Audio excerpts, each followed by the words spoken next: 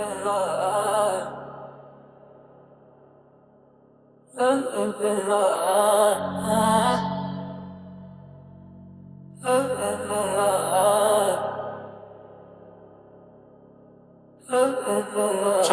my leaf. I'm just turning over my leaf. Turning over my leaf. I'm just turning over my leaf. Turning over my leaf. I'm just turning over my leaf. I'm just turning over my leaf. I'm just turning over my leaf. Check 1, 2. It's your boy, man. As you know, I want to welcome everybody to a Journey Not a Destination, where we talk about the destination in totality. Growth is motion. So if you're not moving, you're not grooving.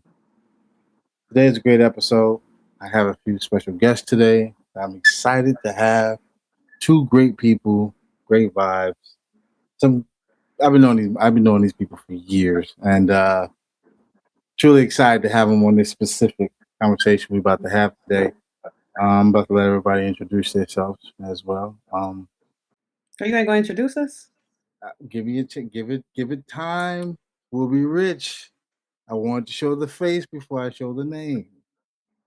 So today I got Diion, and as y'all know, my girl Kesha, as always. How you guys doing today?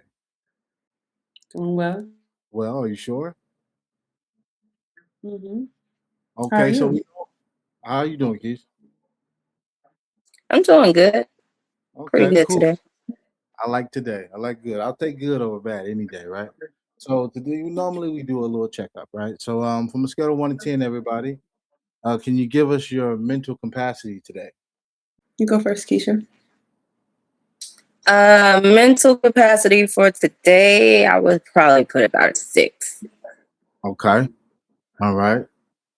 Neon, prime time. What you got? In the totality of the day, I've had a mental capacity of around 7 or 8. It's Okay. been a good day. I like that. All right. For me, I would say mine's 7 for sure. Maybe 6.9. Today's been an interesting day, but it ended well. That's what's important. It ended well. We also do a emotional checkup, scale from 1 to 10. Ladies, can you give me a scale from 1 to 10? How you feel emotionally? Emotionally, I would probably put about 7. 7. That's pretty high.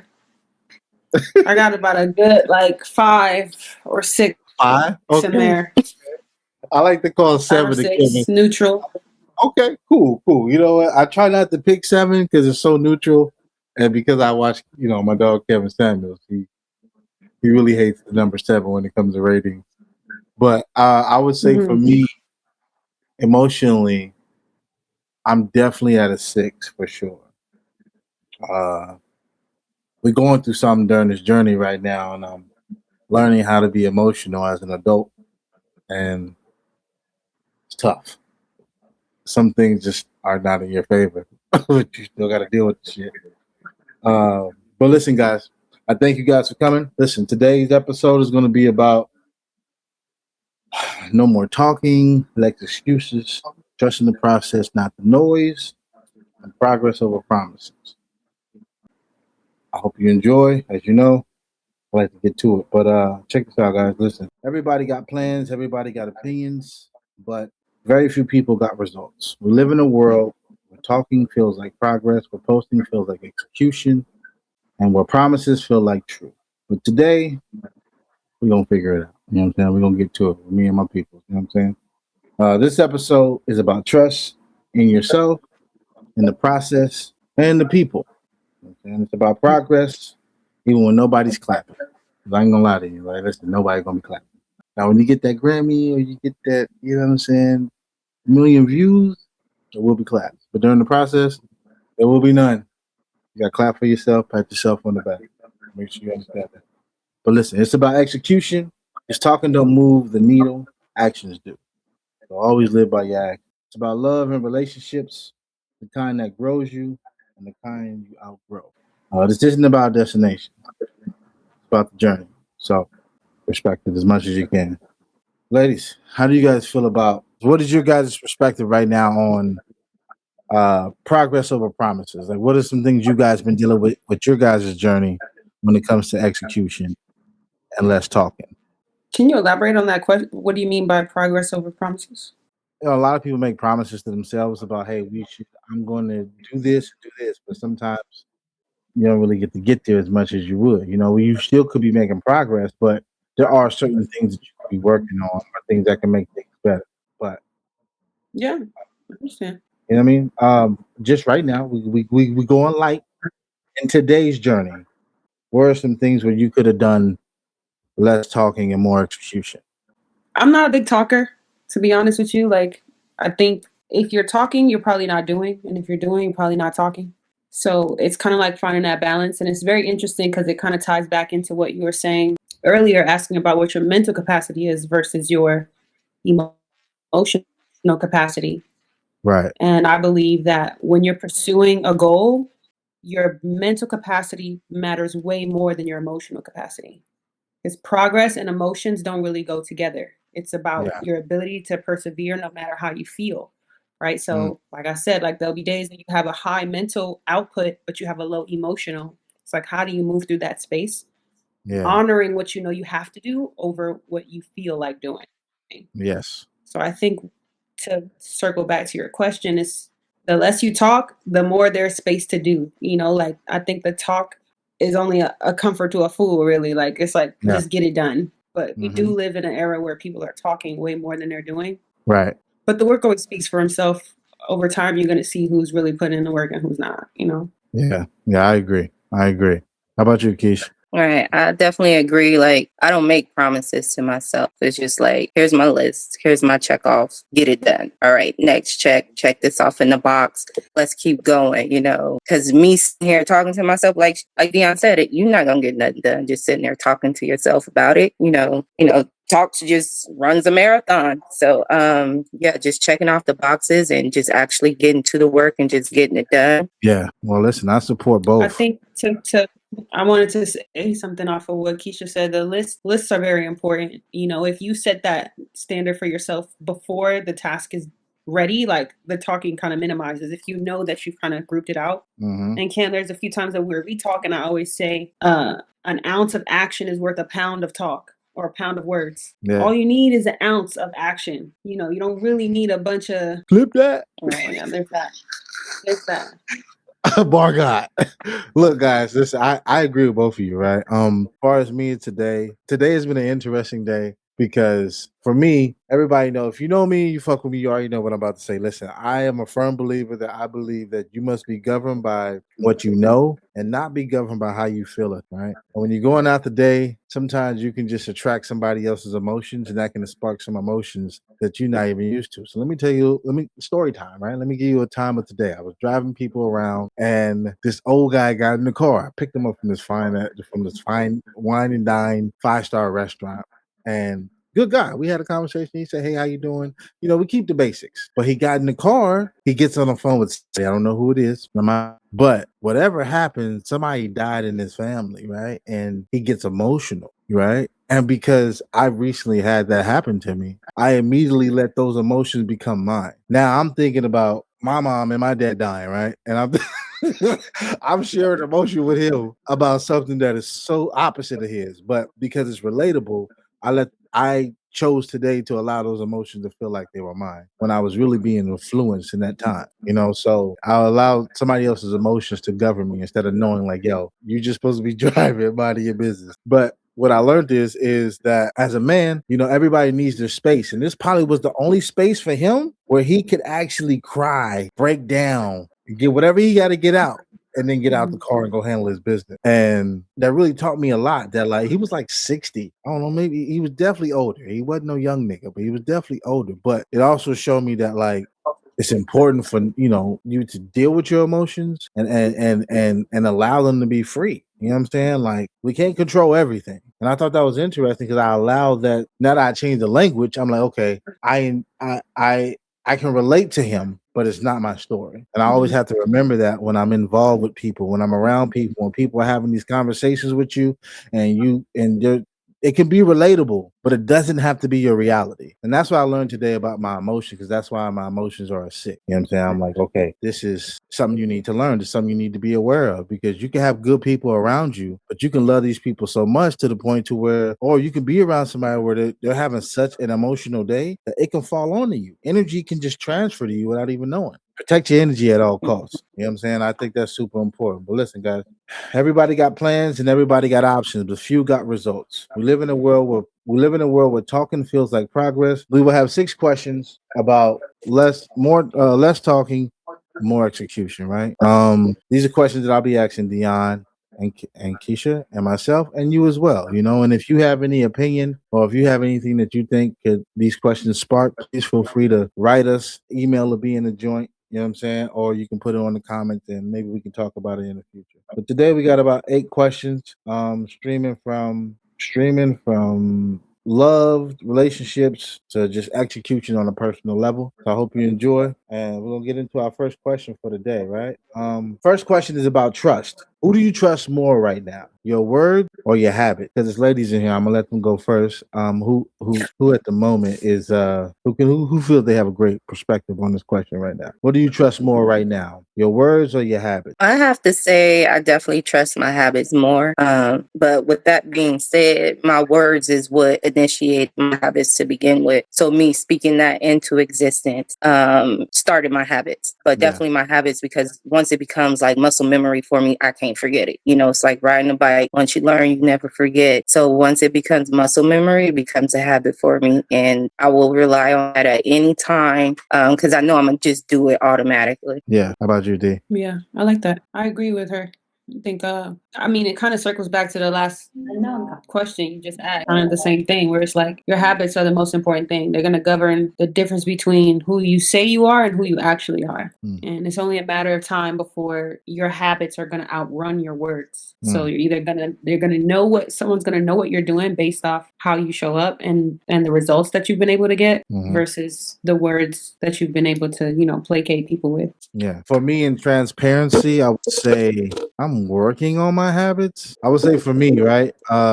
Because I am creating new habits and I'm really been working on adjusting the habits that I have. I've been trusting my word more than my habits, because I'm still trying to figure out the systems that work best for me during this current journey. I do think that my habits are important, right? Because I'm growing and I'm transitioning and I'm learning new things and I'm using new parts of my mind, my body, being more healthy, more mindful of certain things.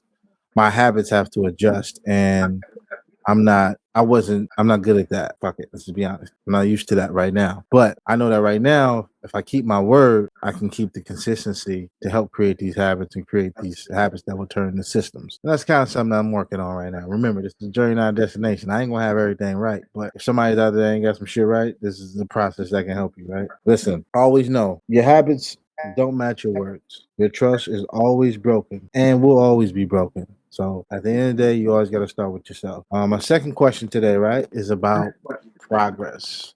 What does progress look like when no one sees it? Is it smaller victories? Is it discipline? Or simply not quitting when the motivation fades? Progress is all those things. Progress is 1% daily. Realistically, if you can be 1% better than you were the day before, then you're progressing. That might mean waking up 10 minutes earlier. That might mean getting to work, staying for work 5 minutes later. That it can look like anything. And I think sometimes when people think about progress, it has to be like this big jump, this like, digestible piece that they can justify in themselves to quantify the move forward.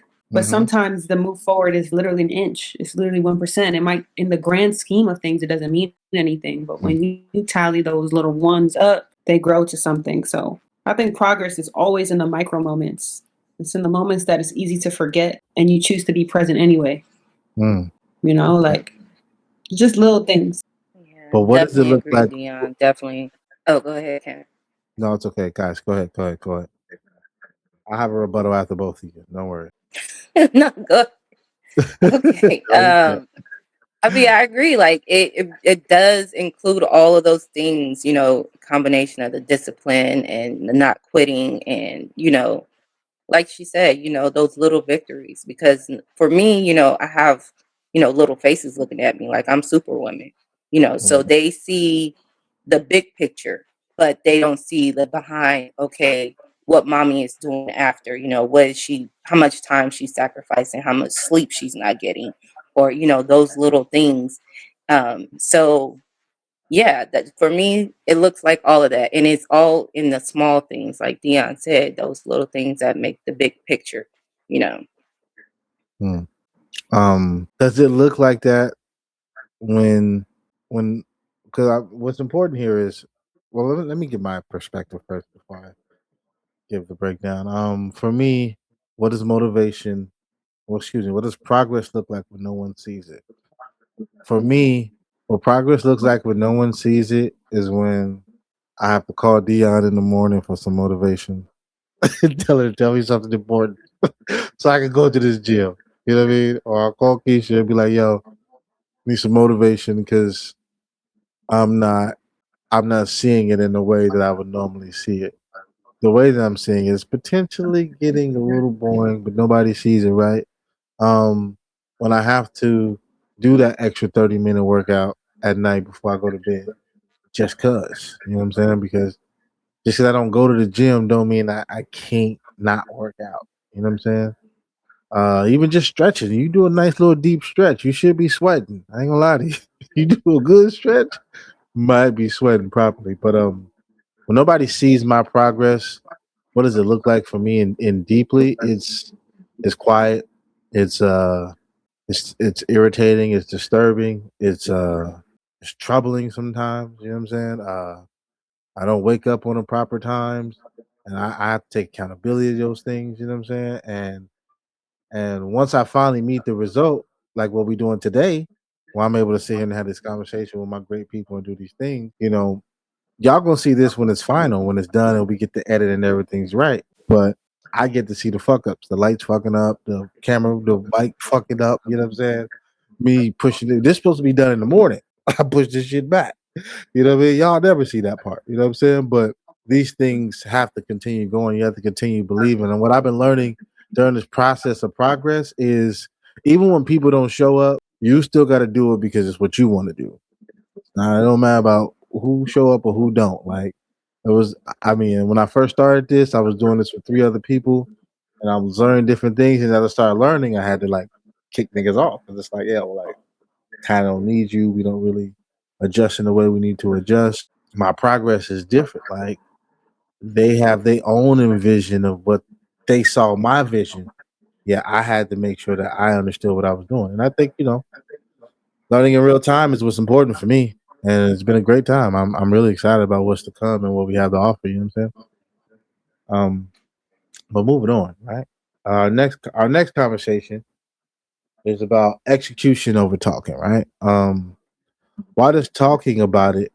Why does talking about the plan feel so good, but actually doing it feels so hard? I've been reading this book called The Talent Code. It talks about this chemical in your brain Who's it called by? myelin. Who's it by? Do you know who's it by? That's a good question. I'm gonna tell you right now. I We gotta can give them tell their you. credit. 'Cause I want to read it. Yep. It's by Daniel Coyle. Daniel Coyle. Okay. Right. He talks about this chemical in our brain called myelin, which is basically the part of the brain that, like, there's wiring, and then there's a thing that wraps around the wire to solidify what's moving through the electromagnetics that are moving through it. Mm-hmm. So think about it like, cables. Like, say you have to cut the cable to rewire it, you kind of gotta, Yeah. connect the two wires together, but then you have to wrap something around that to make sure that the current is continuing. Right. And that process in our brain is what we call practice. So the Mm. practice part of our brain is building the chemical called myelin that's kind of solidifying what we know and making it tight. But Mm. that process of practice hurts, right? It's this like building new grooves in your brain. So there's this pain that's attached to it. Everything that requires a new version of you is painful because it's literally carving new pathways in your brain using electromagnetics. And it's the same thing with like moving forward and progress. It's easy to imagine. And a lot of times we imagine things, we never really imagine the bad things, especially when it's like the goals that we want. We think about, man, it'd be so dope if I have this car, or I get this record, or I get this money. Yeah. But you never think about the myelin that's connected to the desire that you want. Just know that myelin equals pain, right? Yeah. So you're not gonna move forward without this chemical, you know, doubling down and like and protecting what it is that you're growing. So I think it's difficult because we don't take account for the pain that has to come with the joys that we want to achieve. And the more comfortable you get with pain, I think the closer you are to your goals because you understand that they're synonymous. You don't get to joyful moments without experiencing some level of pain on multiple thresholds. Right. So I think a Right. lot Right. of people kind of skip that part. They skip the part where it's like, oh, this is, I imagined getting what I wanted, but I didn't imagine the pains that I would have to go through to get it. What was I Mhm. willing to endure? So a lot of times it just hits you like a brick, like, oh man, Yeah. you didn't even Yeah. anticipate pain. But Right. the talent code teaches you that anything that you're trying to achieve, there will be pain attached to it. So the more you can preemptively prepare for that pain, the less likely you are to fail in the face of the adversity. Mm. So that's my little tidbit on that I've been learning through that book. It was really interesting. The Spilly Billy is real. Clip that. Go ahead, Keisha. What's up? What you got? Yeah, definitely. I mean, because it's easy to talk about something. It's easy to say, "Oh, I'm gonna do this. I'm gonna do that." It's harder to actually do it, to actually put it into action. Like you can say, "Oh, I'm gonna go to the gym and work out for an hour," Yeah. and but until you get into that gym and actually do it and feel the pain and feel like, okay, this is the work I got to put in, and I'm starting at the beginning, and this journey is going to be long. It's not going to be something I see overnight. It's not going to be something I even see over the next couple months. It's going to Yeah. take a while before this becomes a routine, a habit, before it becomes muscle memory. And what Dion is speaking on, because you stepped into my realm of healthcare. And so that's the nervous system, with the myelin and the myelin sheath. And you are absolutely correct in that. And that is protecting, what you've known and then what you're trying to now newly discover and Yeah. implement it into your nervous system. So definitely it's easier to just talk, you know. You can run a whole marathon talking, but when it comes down to putting in work, it's a lot more involved, and a lot of people don't want to put in the work, or they start doing it. They'll be like, man, this is too much. I'm not prepared Yeah. for this. I'm not ready for this. We never are. We Well, never are. well, it's also the reward systems around certain things. Not to cut you off, Mhm. Kim, but like in this society, we reward the successes when it's really the failures that get you to where you're going, right? It's Yes. really the thing that you, Yeah. I messed up. Let me try again. I fell down. Let me get back up. It's those moments that build more memory and muscle memory and perseverance and endurance than the actual accepting of the award or the actual achieving of that goal, like buying the house or signing the Yeah. paper, whatever it is. That's Mhm. point of a second in the totality of the journey that you just taken. 99% of that is just fail after fail after fail. And we do all of that to receive that point one of a second of success. And that's what society blows up and makes such a big deal. But they never really pay homage to the 99 that kind of got that person there. So I Yeah. think that's another reason why a lot of people run from the pain because they're not trained uh, to experience pain Right. gracefully, at least. Grace is probably one of the best things that could ever be said during this segment. Let me tell you. Listen, to be a believer or have faith in anything, right? Persecution is required, right? And persecution comes with pain. That's kind of a necessary thing. Even when you go to the gym and there's pain, even with that pain, you ain't never got out the gym and said, "Damn, I feel worse because of that pain." I do think there's good pains and there's bad pains, right? But I do think you got to go through both to find the truth in each of them. They all have a different consequence and different things like that. Um, the reason why I do think that shit feels so good when you talk about it, because that's exactly what you're doing. That shit feel good when you're able to talk about it. But in most cases, when people talk about some shit, it's never done. It's never like the paperwork ain't done. The shit ain't right. You know what I'm saying? We always talk about it before the shit is actually into fruition. We normally talk about it because we just got it, you know. But actually doing the work and making it feel good and making it feel like something, that has to come with some form of integrity. You know what I'm saying? Like you got to really care about getting it done, whatever it is. You know what I mean? Like, and like I always tell everybody, everything has a process, everything has a structure, everything has a way to get it done. Some of that shit gonna be painful doing it, and it depends on what you're doing. It may not be physical pain, right? When we talk about pain here, it's not just a it hurts type of thing. This could be emotional, spiritual, physical, mental. You know what I'm saying? You never know how the pain comes, but you got to be prepared for it because anything you believe in, persecution is required, right? So our next question for the day, right, is resolutions that didn't work, right?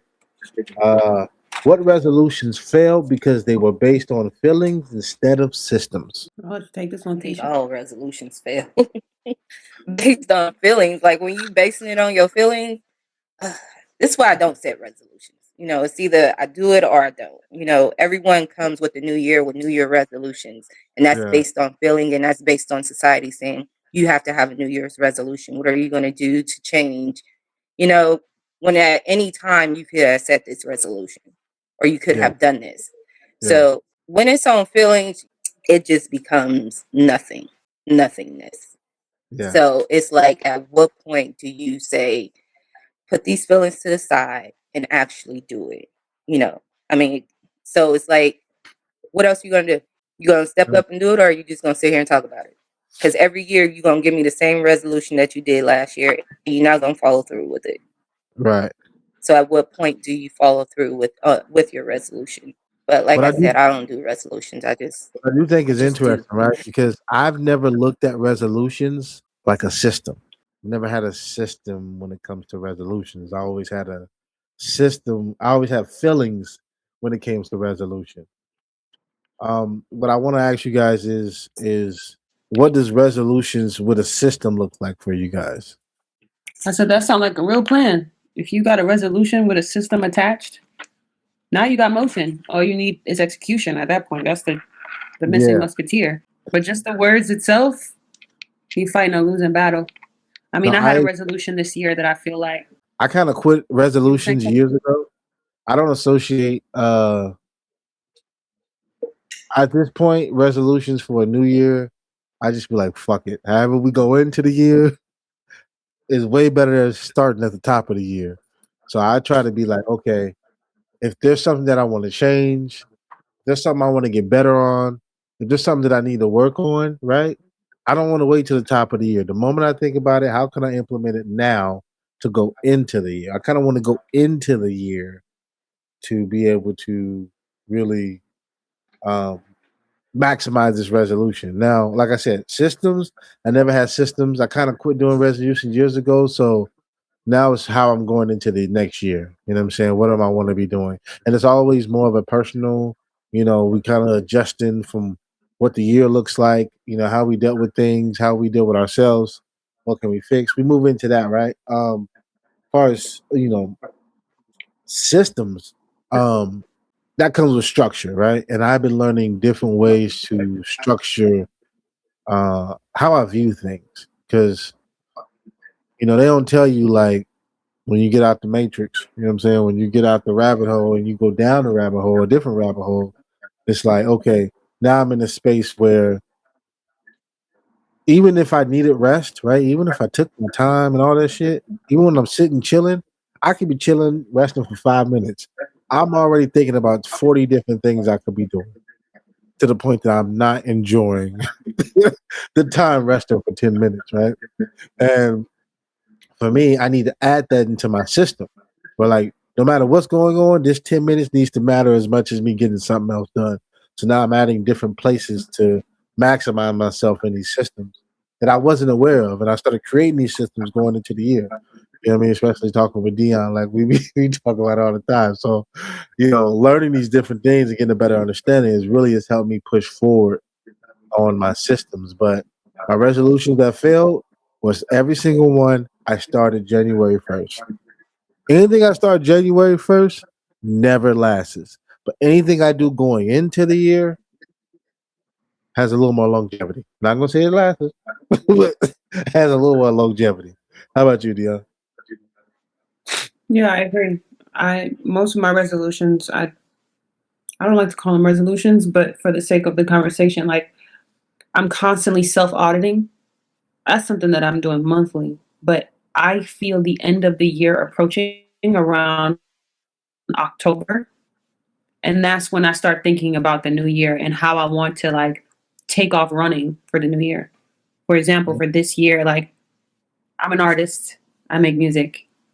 So before the year, top of the year started, I kind of created a whole plan for myself of what I wanted to do. I shot visuals for it. I did all the things to kind of prepare and set myself up for the new year. So now when the Yeah. year comes, you're in alignment with the flow of the quarters. Okay, you're dropping first, second, third, fourth quarter, but it's usually because you kind of have that running momentum.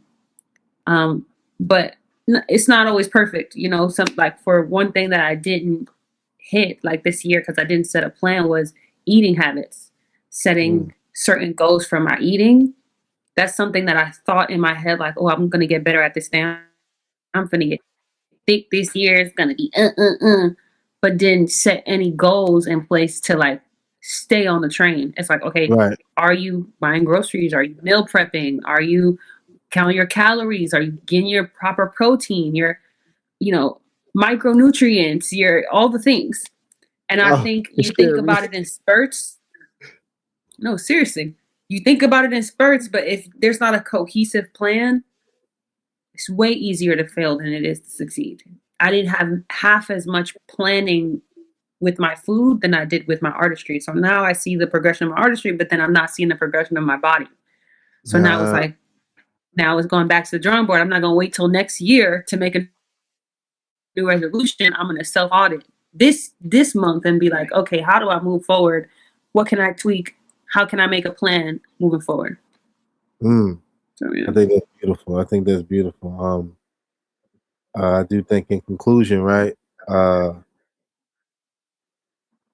Just do what you know. You know what I mean? Like, and do what feels good. Sometimes it may feel good to just chill. But as long as you ain't got no real, like, you ain't got to pay no bills, ain't no deadlines, nothing, you ain't gonna lose nothing for everybody taking. has bills and deadlines. You know what I mean? Don't take a rest Everybody. when you have a deadline. Don't take a rest the day before the deadline. You feel me? But I do think 5 to 30 minutes at a time to decompress at any time of the day is super important. You know what I'm saying? But next question, right? We have today is what resolutions failed because they were based on feelings instead of. Oh, my bad, y'all. I fucked up again. Uh, next question. uh, what habits quietly work even when we don't feel inspired? Not the ones that work when you know it's supposed to be done, but like when you really don't want to do it. What are the things you go to be like, that's gonna always get me going to do what I gotta do? Praise over validation, but move us forward anyways. Those are the things that are super important. But for my ladies, what habits quietly work even when we don't feel inspired? For me, First Keish. this is just something that I've always like. My kitchen has to be clean before I go to bed. The kitchen has to be clean and the floor has to be swept and mopped. For me, like seeing that when I come in the house, because I get off really late, when I come in the house and I see that's done, it's like a burden has just been lifted. But if it's not done, I'm pissed. And the kids about to get it, they about to hear me. Like, listen, this is all you got to do. So for me, that right there is one of the small things that help me, go into the next day feeling a lot better. How about you, Dia? Um, a lot of times when I'm not feeling inspired, the thing that works is playing music. I play certain music to like music hits your brain in a certain way that other things can subconsciously get to. That's why like you can bring back dementia patients and all types of things with music and the power of music. So the time that it impacts me the most is like I love sleep. That's my Achilles heel. I will take a quick nap at any moment. Hey, them 30-minute hour But naps be crazy. I call it appetizers. It's like we gonna take a little bit of this, a little bit of that. But when I'm laying there and my bed feels warm and the heating pad is going and I'm just warm and cozy, I know in my brain that I have to get up, but like my physical body won't move. Mm-hmm. That's when music comes into play. I'm playing a certain song or I'm playing some motivational, music, something to like kind of um give me a kickstart, kind of like jolt, like put like jumper cables on my engine almost. And I think the thing that also does that for me specifically is gospel music. That really Mm-hmm. helps because I really admire people who have a self engine, Amen. who can just go based off who they are and what they want. Then you have other people who have things that they're living for, like they have children, they have a wife, they have a family, they have something that keeps them going when they don't feel like it. And I Right, think right. being a single woman, I have to find that motivation outside of myself sometimes because sometimes you just don't feel like it. And it's like Yeah. even when you don't, how do you push forward? I think about all the ways, not to get super deep into like religion or belief systems, but I think about all the ways that God has shown up for me. And the one moment that he asked me to show up for him is to get up. Like the least Mm-hmm. you can do is get up. And sometimes the music reminds me that I have something that I'm living for outside of myself. Because if it was up to me only, I'm staying asleep. Like we'll figure it out tomorrow. I think it'll But be if I another. It'll have be something 45 that's tomorrows. outside of me, right? You look up and the whole year's gone. Now you make a new resolution, right? Yeah, So it's like if I have something that I'm living for outside of me, that pushes me, that propels me forward. For me, yeah. that's music. That's the impact that it's gonna make. But it's also my duty, like to God, to let Him know, like, nah, I'm gonna do something with the gift that you've given me. So let me get my ass up. Get the fuck up for Mm-hmm. sure. For me, I would say, honestly, there's only one person I go to when I need this. Right, I got this fire ass motivational playlist. The first person that comes Here I up, was stuck thinking you was gonna say Dion. yeah, David Goggins. When I It's feel cool. inspired, I play David Goggins, and I just let him tell me I ain't shit, and I'm a bitch because I want to lay down and be soft. Or I call some of my good peoples in my life to inspire me, or just they don't even know they inspire me. I'm probably just calling them just to have a conversation. Some I'll be letting them like the ones that I have that cachet with. I'm like I'm not feeling it today. They be like, oh, what for real? And then they'll get me in the mood to figure out like, yo, this is what we need to do. This is what you should be doing.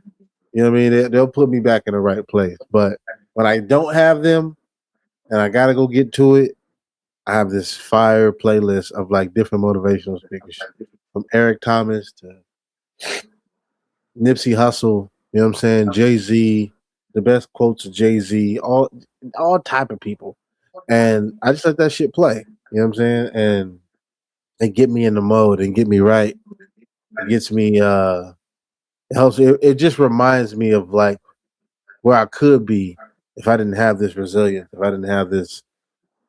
If I didn't care about being better. You know what I'm saying? That should be important, especially when I talk to my people, because you don't know the impact you're having on others, whether it's good or bad. You know what I'm saying? Like you don't know unless you really having these real in depth conversations with your real people. So, train those you trust and trust those you train. You know what it is. Sorry, y'all. uh, our next question is moving on. Our next question is about love. This is a good one. This is a good one, I must say. Uh, is love supposed to feel comfortable or challenging? And how you know the difference between growing pains and warning signs? I think love has the propensity to be both of those things. It's not something that you can kind of quantify through one word. There are Uh, parts of love that does feel comfortable, and there are parts of it that does feel challenging. And I think everybody also describes love in a different way. You have to come into alignment with someone, if we're talking about an external love, Yeah. where y'all both have a common goal in mind. And when that happens, there's two people holding each other accountable for their actions and the growing pains and the, I don't feel like it, but I push through anyway. Those moments, yeah, it can be challenging, and you have to trust that you chose the right person, because when they push back, you have to understand they're pushing you forward more than just pushing you to push. So I think it's important to one, know your person, know yourself, but also know your partner, Mm, and welcome the push when it comes.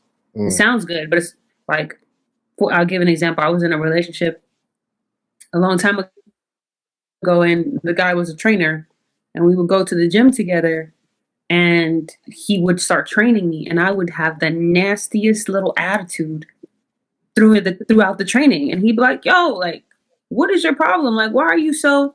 It took me years to realize, I didn't know why I had an attitude, but it put a fracture in the relationship, because here this person was pushing me to do this thing that I said that I wanted, and instead of embracing that push, I kind of resented him for it. And it took me losing that relationship to understand, like, oh, when I'm working out, I need to lock in. Like, I don't have a lot of emotional capacity because there's so mhm. much weight on me. I just gotta kind of. So when you love someone, you take the time to self-evaluate your own emotions and be like, Right. oh, okay, babe. When I'm in the gym, I'm gonna be short. I'm gonna be curt. It's not on purpose. This is just what I need. Thank you for the push.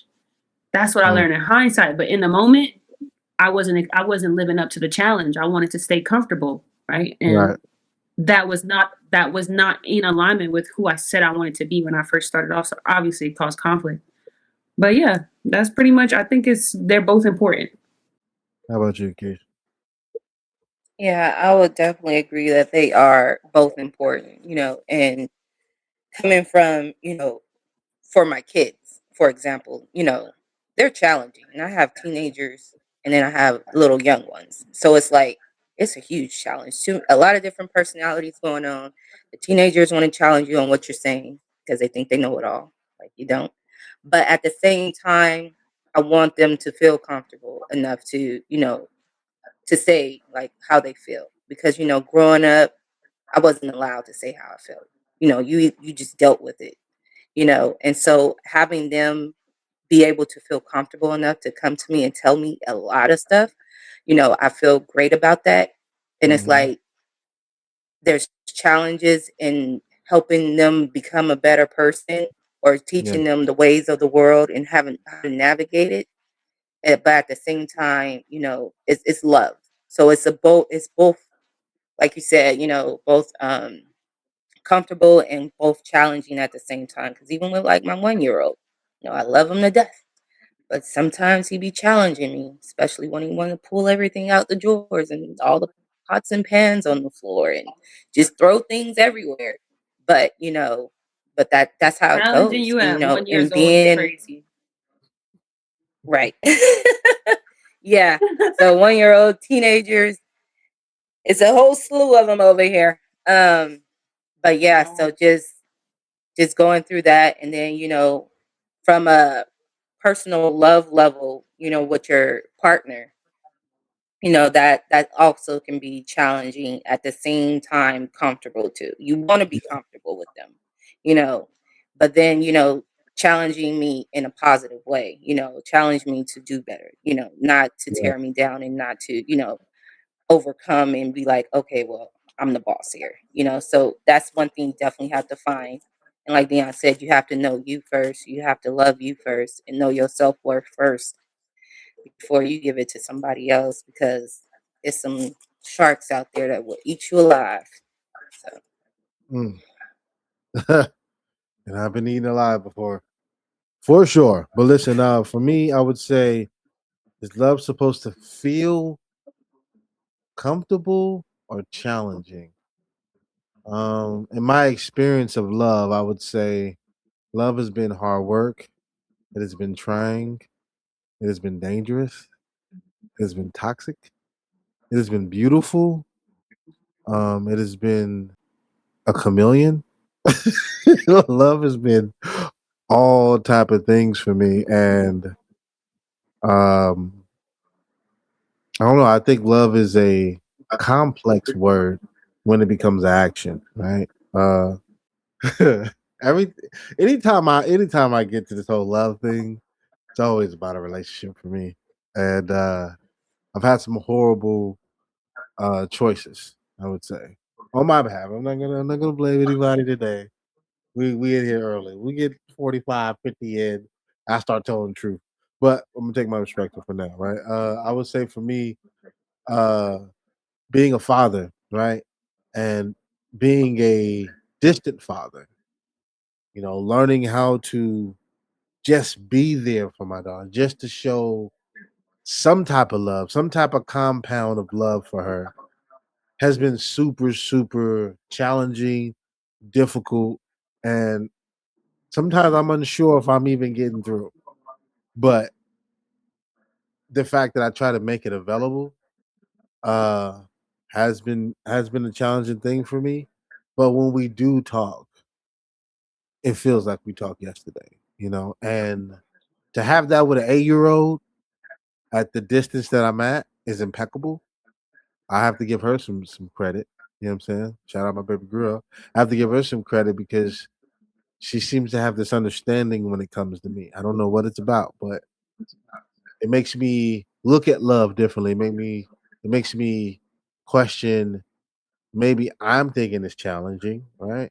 And that person is that my daughter is feeling like, hey, this it's good. It's good. It may not be good though, but she makes it feel like it's okay with the time that we have. You know, I don't know. I am learning the difference between growing pains and warning signs. I've been having a lot of those over these last couple weeks of warning signs, and I'm a firm believer of every person has 6 senses. I think women have seven. Women have 7 senses outside of the gut sense and the woman intuition. That shit real. That woman intuition shit is real. I'm not gonna expose myself, but I've gotten caught plenty of times over woman intuition. But that gut feeling is super important, and you can't forsake that, lose sight of that. If you feel something, say something or do something about it. You know what I'm saying? And to me, that's a form of love, right? Now, how you choose to make that feel comfortable or challenging, it depends on who and what you're talking about, right? But for me, love has definitely been challenging for me. Not just with my daughter, but just uh, learning how to live from getting out of like a survival space, right? You've been surviving for so long, now you finally get a chance to live, and like you kind of are so more so worried about the survival pieces that you are letting go more than just enjoying life, and that has made love really challenging for me. Um, but since we're talking about relationships and different things, let's go to our next question. Right, our next question is asking y'all, the squad as a group, are your relationships aligned with the person you say you're becoming?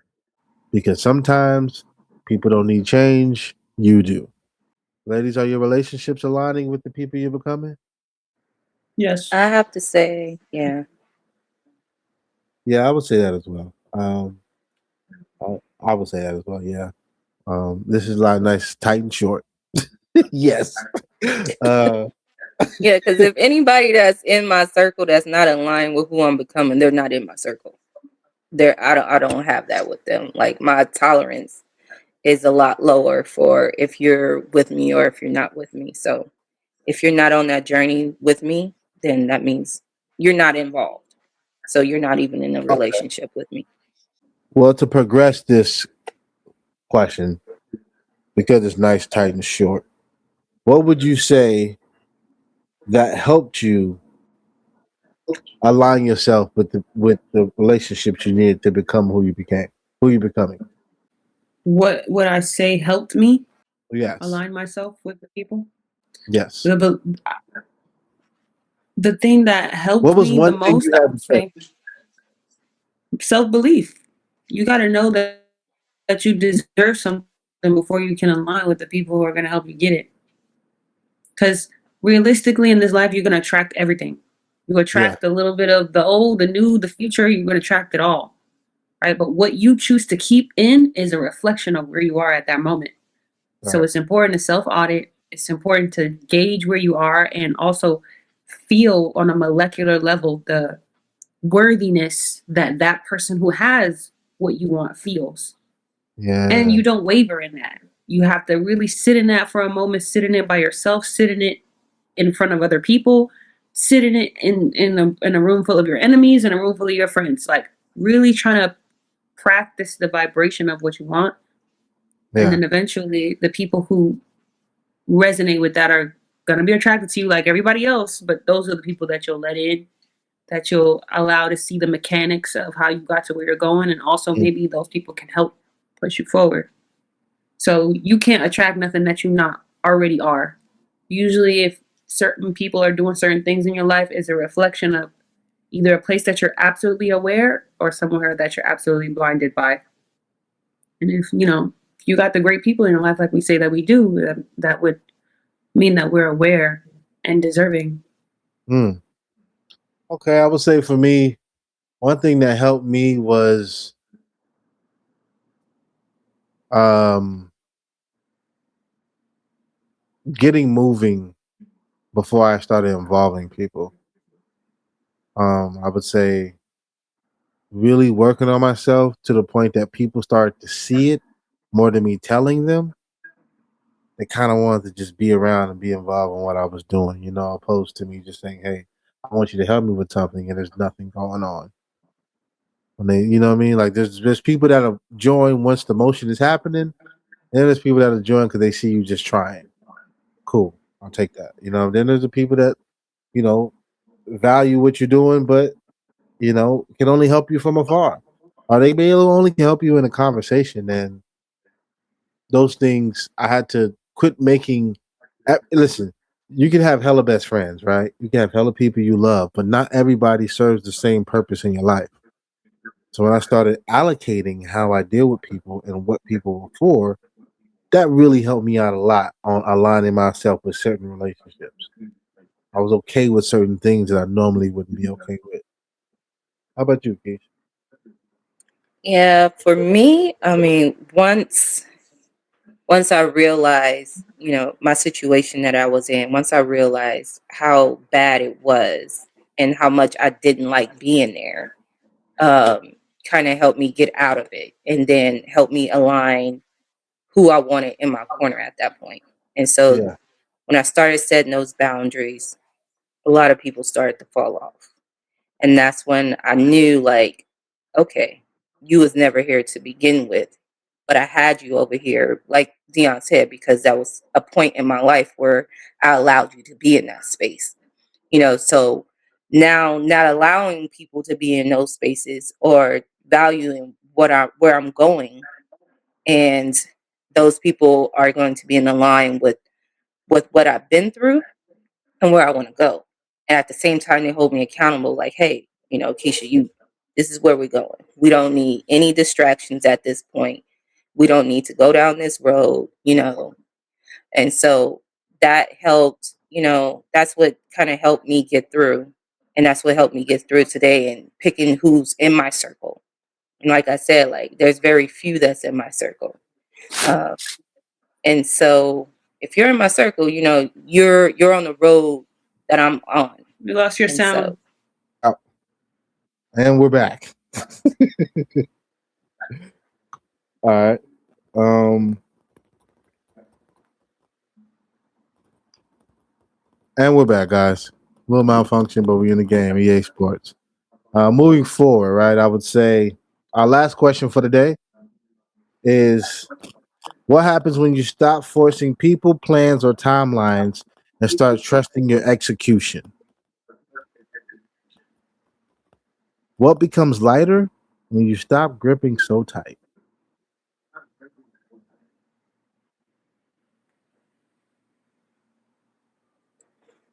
so when you stop forcing, um, things become more genuine.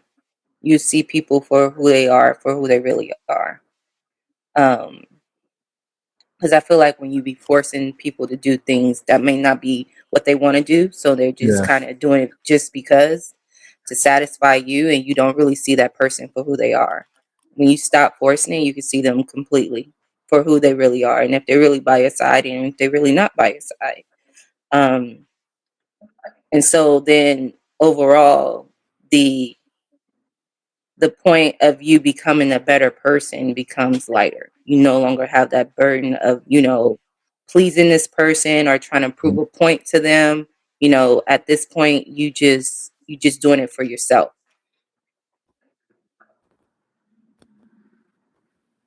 Okay. For me, I would say I got to this point because I didn't ask for nobody's validation. I didn't ask for nobody's understanding. I didn't say, "Hey, can you check this out first before I did it?" I just did the shit.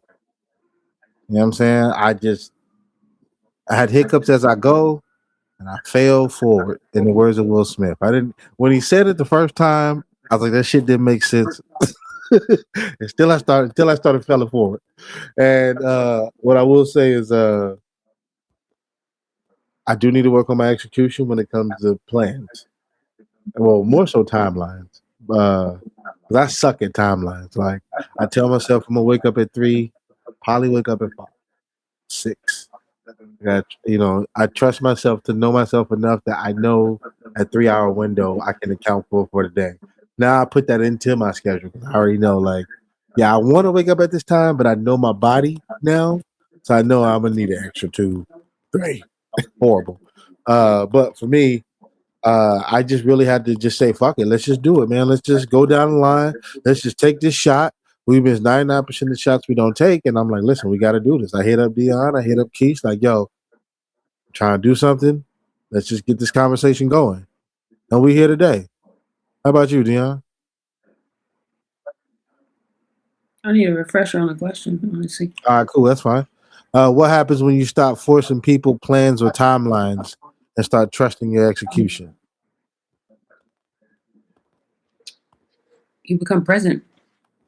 I think that's something that every human fights to stay in that space of presence, because there's always the past or the future pulling you outside of where you are. And when you Right. realize, like, the people who gonna be here, gonna be here. The things that are gonna happen, whether you worry about them or not. And in the present moment, it's so interesting how the present works, in the sense of you do things that don't make sense in that moment, but you're honoring where you are 10, 15, 20 minutes down the line. Now that thing that you did 20 minutes ago, now all of a sudden makes sense. So it's like you have to go through it in order for it to, like, really make sense. And I think that when you stop expecting people to go through it with you, it kind of is a natural unfolding of the universe. You're giving the universe time to, like, create with you. But you can't do that when you're forcing timelines, it's like the plan should be like a rough sketch, a blueprint, Yeah. if you will. So for example, you saying that, you wake up 2 or 3 hours later. If you can wake up 2 or 3 hours later and be fully present in that 6 a.m. and not thinking about the fact that you were supposed to be up at 3, you have more of an advantage at 6 than you did at 3. Right. Wherever you are in your schedule, that you can be fully there, then you give the universe opportunities to give you downloads, right, for the next step. Time is infinite. We're the only ones who's counting the clock. But the reality is, the only time you got is right now. And the more you get into the right now, the more you make space for what's coming. So you kind of let go of, like, who all gonna be there, which I think Yeah. is always the question in the back of everyone's mind. Yeah. When I get there, who all gonna be around? It's like, you gonna be there. That's you said you wanted this, right? So when you really care about, like, pleasing yourself to get to that point, like, everyone else loves a moving train. They love to see somebody with, like, discipline and focus and drive and a plan and passion. That's somebody they want to follow, not somebody who's waiting for people to join. Like, you can tell the difference between those two people. One is right there with you. They're like, their movement is palpable, and the other person, their movement is contingent upon other people moving, and it's never a good time at that point. Never. So, you gotta care about you and you only at this point. Like, just really buckle down on what you said you want to do, and then let go. It's like, how do you collect all of this shit, do all this planning, all the things just to let go? Mm-hmm. And I think that's the Well, it's funny juxtaposition, right, between because the talking and the action. it's funny you say that because I was watching this artist today.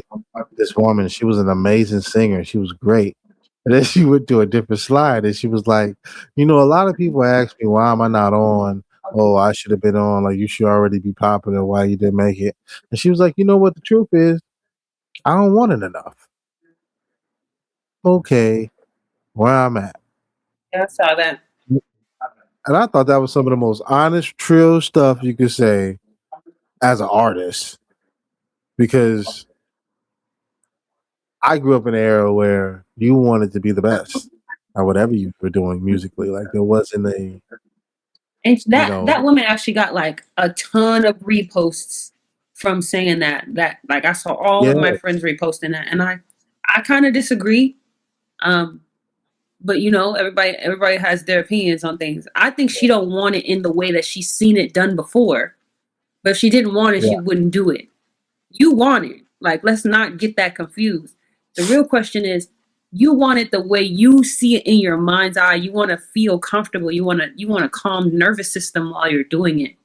And you can have that. But to say you don't want it is not necessarily the truth. You just don't want to do it in the way that you've seen it been done before. But the reality of the situation is, if you're gonna, I saw this like thing with Will Smith earlier. He's like, there's a big difference between a C student going to a B and a B student going to an A. People think that they're synonymous, but they're two completely different things, right? So don't ask for A results when you got C work ethic.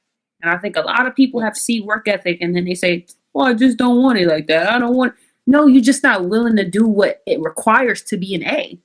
yeah. And that's okay, right? There's nothing wrong with that. But let's not pretend like you'll ever be A acting like a C or having a C mindset. Hell yeah. And Right. Hell I yeah. love what she said. I just feel like it kind of sent the wrong message because it let people know that slackers can get rewarded with with A things, and that's just simply not the truth. Maybe for a while you'll get the wave of momentum of people Yeah. reposting what she said. Right. But when you get that wave momentum, everybody's watching your page. Now what? Now you got to show up as an A regardless. Regardless. And I Because think it's now you got the interesting. eyes that you said that you ain't want. Now you got them. Yeah, Now you what? got the eyes, but you're still not doing the work that it takes to What become I'm the true artist, saying. That's right? why I didn't agree with what she said. And Because I what was I like, hated about what she did, right, is because well, here's the thing about people who are amazing at one thing, right? When you're amazing at one thing, you have this mindset that doesn't translate to where you feel like you gotta you work gotta hard. do the work Mhm. that it takes to be good at other things around that one thing. Like when people think of music, people only think of singing, entertainment, being out there doing And it's shows, so, being in it's the so studio. much more. It's Oh so my much more. lord. There's so much more that comes to being an artist. It comes to being independent. It comes to marketing and all these different things. So when she told me she didn't want it, she didn't tell me that she don't like music or she don't love singing. What she told me was she don't like the business of music. Which means Has that she's nothing not, to she do don't. with her being talented. Has nothing wrong with doing her what it does when she's doing this online shit. This shit easy. I can come talk to you for 30, 40 seconds, give 50, 60,000 likes, and some people are cool with that. You know what I mean? Niggas get shows off that type of shit, right? But say she put a song out and the shit blow up and the shit ain't registered right. It ain't got you didn't do all the shit it takes to make sure that you own the copyright to this record and those different things. That shit is the work. That's the hard work because you got to do that for every song, and every song. If you're really doing it right on a lower level, you're spending about maybe 500 a song, 300 if you add marketing. I mean 300 if you don't add marketing. If you just registering the record, are you registering the album? You're gonna have to do even just the album itself, right? So it's like when you hear people like that who are great, don't put yourself in that position of thinking, hey, since it's okay to not do the work, right? Because like I tell everybody, it's a process. Is there's structure to everything, and yeah, you may have got to some spaces by being able to skip a couple levels. Well, listen, we all love skipping a level, but don't forget the work at all times, right? But check this out, guys. The quote of the week, right? The homie. I was talking to the homie today. Shout out to homie, man. Shout out to homie Larry, man, aka Coke himself. We was talking today, and he gave me a great quote today, and I want to leave you guys with what we were talking about today, right? The quote for the day is: "The future you is counting on the present you to fulfill the promises the past you made." I thought that was fire. But let me read it again. The future you is counting on you. Excuse me. The future you is counting on the present you to fulfill the promises the past you made. So, for me, I made a lot of fucking promises. Probably way too many. But, even when I do make it to where I made it, some of the reasons that I was trying to do it, them people are not here, right? So, now the promise is deeper for me. But everybody has their reasons and different things. But that's the quote for the week, right? Does anybody have a word of the week for me? I have 2 words. Okay, come on. The first word is perseverance, and the second word is pivot. No matter where you are, no matter what season of your life you're in, that your life is asking you to do one of those things. Those are the 2 most important words you'll ever download or hear your inner being asking you to do. Are you going to persevere or are you going to pivot? That's the only 2 options you really got. And those are my words. Keep there. Fire. I fuck with that. Okay. In closing, right? Sometimes the reason progress feels slow isn't because you're lazy. It's because the universe is against you, right? Because you're still attached to who you used to be. This week, don't announce your moves. Don't explain your growth. Don't seek applause. Just execute. Let your progress speak. Let consistency build your trust. Let love be intentional, not conventional. Excuse me. I was rapping. I'm a rapper. Not convenient.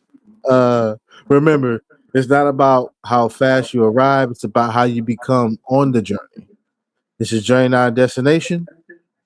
And it's your boy Canadians, aka him, signing out. Ladies, you guys, anything you guys want to promote? You guys want to say anything before we exit? All right, we have Diion and Kesha. They smooth ass niggas today. I like it. Peace and love, y'all. Y'all be good.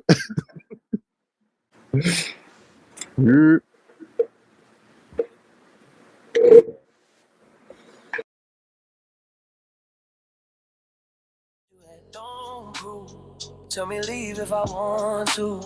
Can't wait cause I want to. Don't worry about me. I'm just turning over my leaf. And my last one is complete. You can stay. Don't worry about me. I'm just turning over my leaf. Eat my deposit, I leave. It's complete. You can stay. Cause I'm turning over my leaf. I'm just turning over my leaf. I'm just turning over my leaf. I'm just turning over my leaf. Turning over my leaf. I'm just turning over my leaf. I'm just turning over my leaves. I'm just turning over my leaves.